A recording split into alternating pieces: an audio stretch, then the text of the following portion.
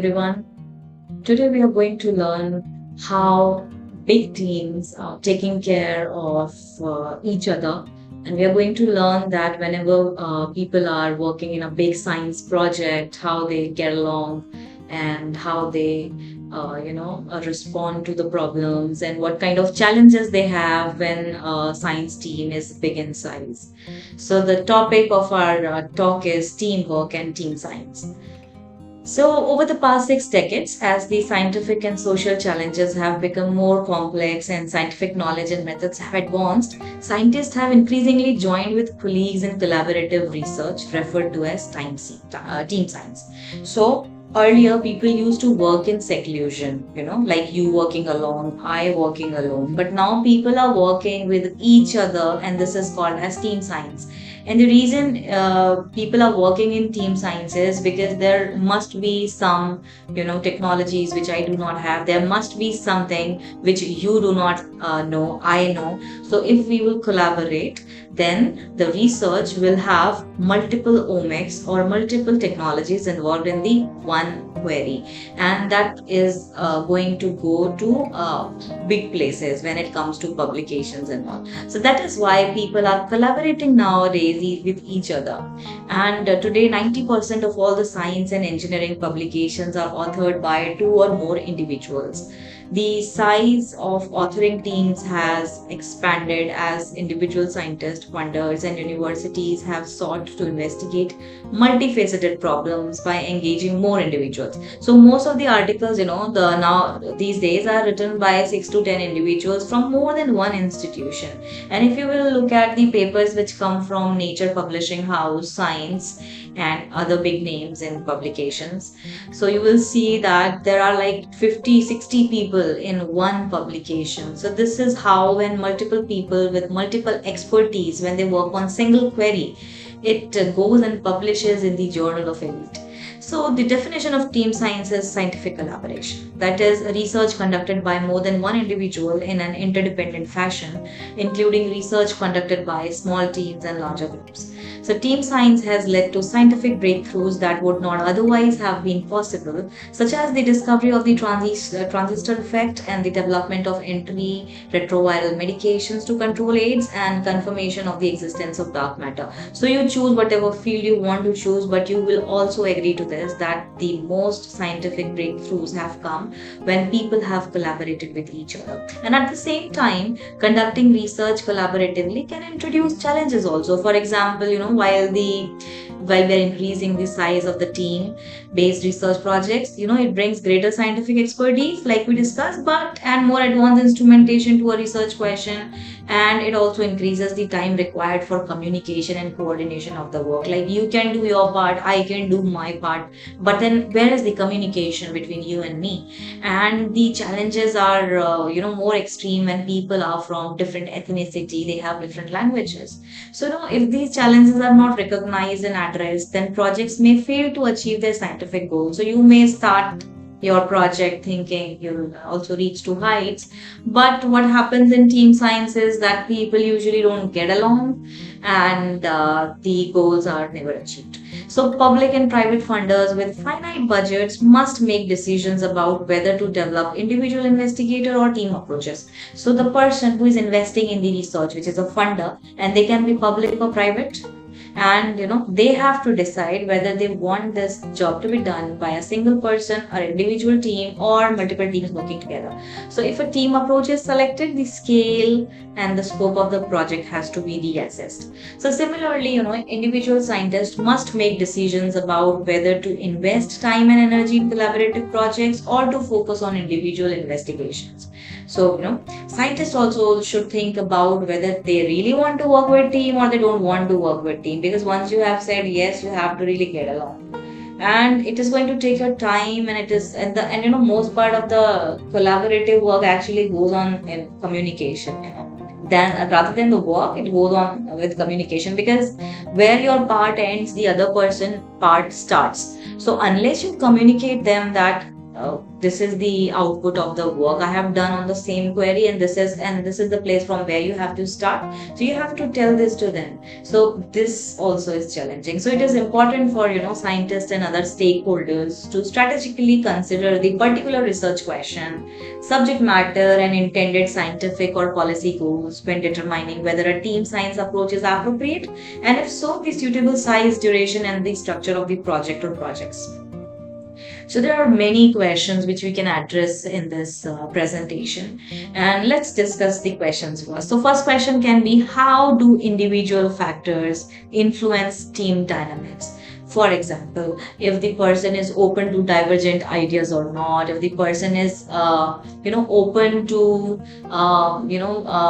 picking up one more short goal in the flow or not, and if a person is not, then it is going to reflect in the cohesion of the team, right?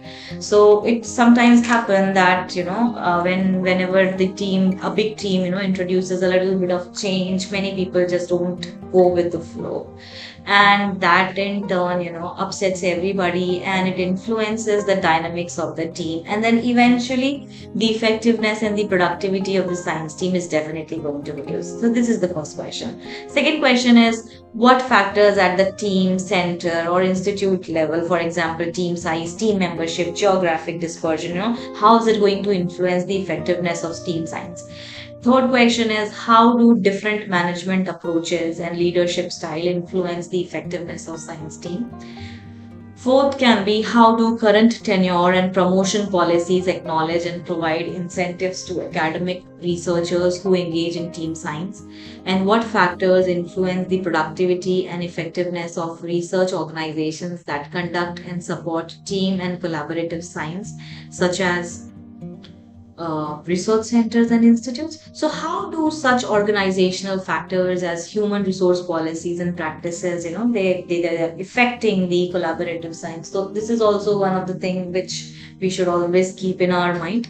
And the last is, what type of organizational structure and policies and practices are needed to promote effective team science and all the type of institutions, like the people in team science are not all in the research lab. Few of them are in academic institutions, few of them are in the industry or in the other type of private settings, right?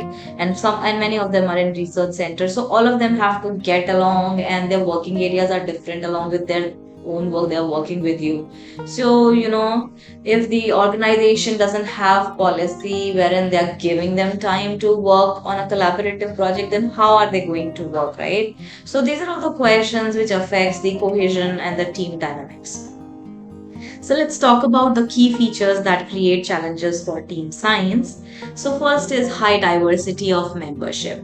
So addressing the complex problem of the query we are working on, we need people from the different disciplines and communities and professions, right? Because let's say we are working on something which is at the brink of biology and artificial intelligence. So you understand that you need people from biology background, and you need people from artificial intelligence background, computers background.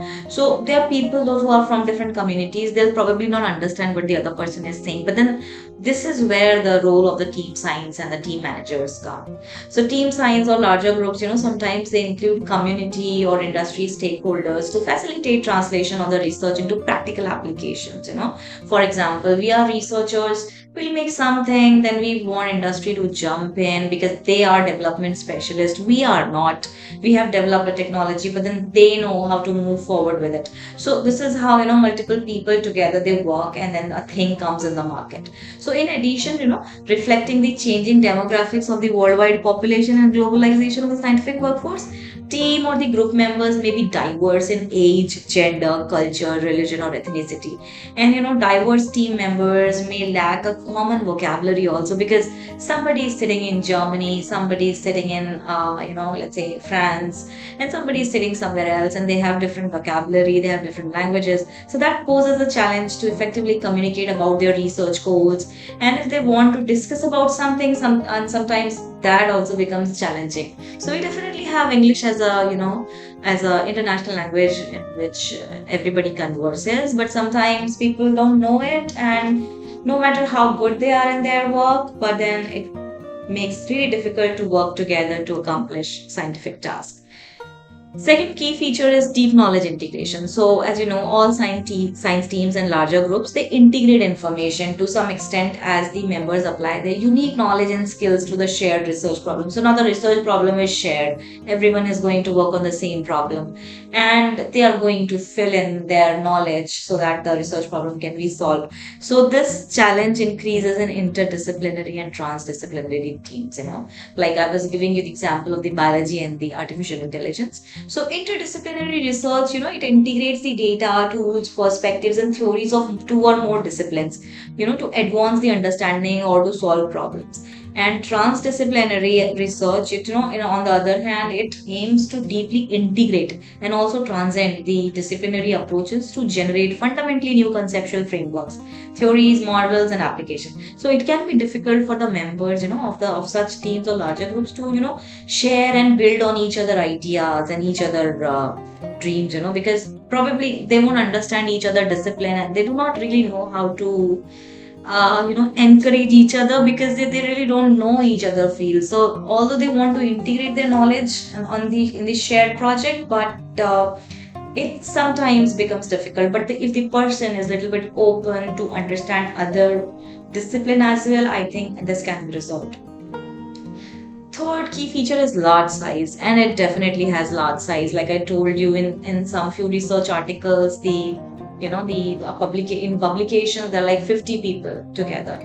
So science and engineering teams and larger groups, as reflected in publications, have consistently expanded in size over the past 60 years. So earlier this was not the trend. People used to work in clusters like two people together, four people together, just like that. But now the team size has increased, and larger size can enhance the productivity because you can distribute the work across the individuals, and but it also magnifies the burden of the communicating and coordinating tasks among a large number of individuals. So I do not know, but if you have ever done it, if you have written a research article and that research article has to go to like multiple institutes, like let's say 6 institutes. So you'll write your part, it'll go to second institute, they'll write their part, and then eventually somebody has to sit and make the final story. I'm talking about writing a paper, and it becomes so difficult, coordinating with their ideas and your ideas alone. So this is only about a paper. Imagine what happens when people work together and they do not even understand your work, and but then you have to work together because the aim is same, right? So your job is just to do your part, their job is just to do their part, but then it's everybody's job to like make a story eventually and understand and come to the output. So scientists, participating in larger groups, they have fewer opportunities than those working in smaller teams to meet and work with other group members face to face, in a way that build trust and shared understanding of the project goals and the roles of other group members. So people, those who are in these smaller groups, they meet daily, at least they converse with each other. Sometimes they even meet face to face, and meeting face to face definitely builds trust between individuals, and they understand each other's vision and goals clearly. But if people are working with a very very big team, sometimes everybody is not at the same geographical location or the conditions that they can come up for the meeting at the same time where they when you want them to be. So what will you do in that case? There those people will be left, and that is how the communication loses. Now, the another feature is goal misalignment with other teams. So, larger groups of scientists, such as research centers and institutes, typically include multiple science teams engaged in research projects relevant to higher level of research or translational goals of the center or institute. And each individual team, it brings valuable insights and methods and perspective, and they may have their own distinct goals. So if the goals of these teams are not aligned, then this can generate conflict requiring careful management. So, one has to align with others when they want to work with teams. Otherwise, this is what is going to happen eventually. Another is permeable boundaries. So, the boundaries of the team, science, and larger groups are often permeable because, the thing has to shift from this expertise to that expertise. So the membership of a group or a team may change as the project moves from one phase to the other phase. So requiring a certain type of expertise to another that may require different expertise. So although these changes have the benefit of matching expertise to scientific or translational problems as they arise, they can also create challenges for effective team or group interaction. Another is geographic dispersion. So, most science teams and larger groups are geographically dispersed with members located across multiple universities or research institutions, right? So, although crossing institutional boundaries can bring needed expertise in scientific instrumentation and other things also, but it also requires greater reliance on electronic modes of communication because people are sitting at different geographical locations and you just cannot go and meet them. And how many people are you going to meet at a time? Not much, right? So you are dependent on electronic modes of communication and with attendant challenges. And in addition to team or larger groups may find it difficult to coordinate work across institutions with varying work styles, time zones, and cultural expectations about scientific work also. Another key feature is high task interdependence. So, one of the defining features of a team is that members are dependent on each other to accomplish a shared task. And all team science projects they aim to tap the benefits of interdependent and collaborative research, and yet designing and conducting interdependent tasks that draw on and integrate the unique talents of the individual team, right? So, they share goals and but then this can be challenging. So, great task interdependence among team or group members can lead to more opportunities for conflicts because when people are geographically at different places, they must perform highly interdependent tasks because the project needs coordination. One will not wait for you like 15 days. If the project is running, you have to be available to do that. Plus you should be always be available for the communications. Whenever you say yes for these type of projects, you must know what is there and what is coming in future, right?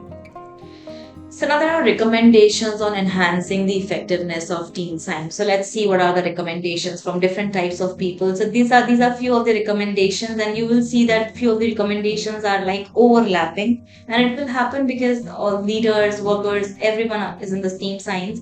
But this is the perspective of the people. So this recommendation is from the leaders of the science team or and the science group. So their first recommendation is to consider applying analytic methods and tool to guide team composition and assembly. So what they want is match mix of participants to project needs to enhance the scientific and translational effectiveness. And they want to partner with team training researchers in universities to create and evaluate professional development opportunities for team science. So they want that the entire team should at least get a training. And during the training, they'll meet each other at least for training, right? Whenever they can get the time. And at least, this will foster the positive team process because they'll get to know each other. Third is partner with leadership researchers and universities to create and evaluate science leadership development opportunities. So, this will increase the capacity of team and group leaders and funding agency staff to facilitate the positive team processes and thereby enhance effectiveness. Now, this recommendation is from the leaders of the geographically dispersed science teams and larger groups.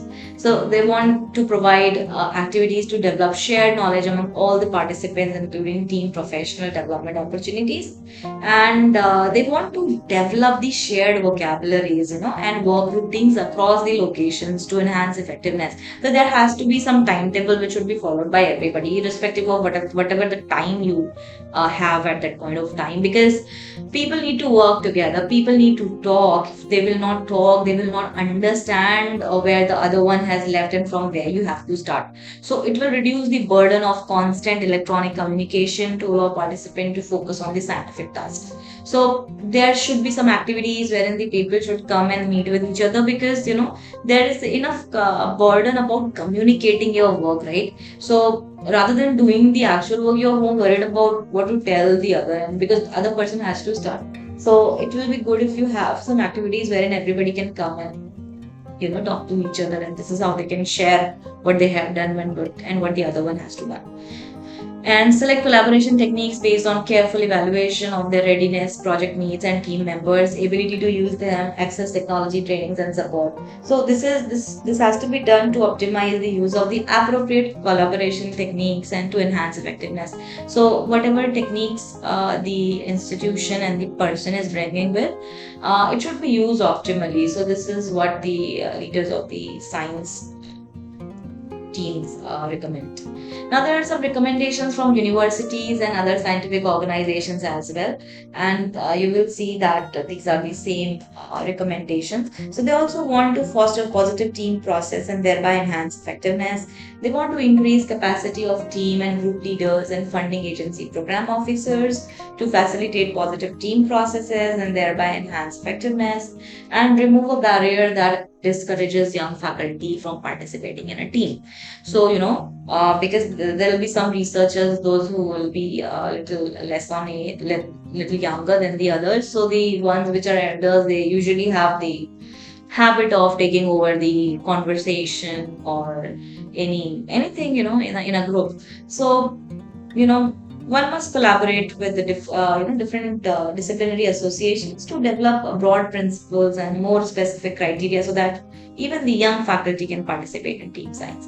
So now these are the recommendations from public and private funders. So they want to foster the culture change in the scientific community to reduce barriers to deep science.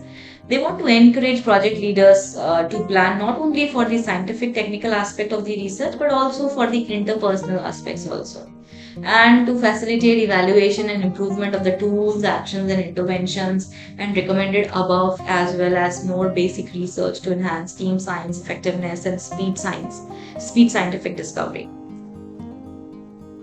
Now, researchers have their recommendations also. They want to improve methods and tools to match mix of participants with project needs to enhance scientific translation effectiveness. They want to foster positive team processes and thereby enhance effectiveness. They want to increase capacity of the team and group leaders and funding agency staff to facilitate positive team processes and thereby enhance effectiveness.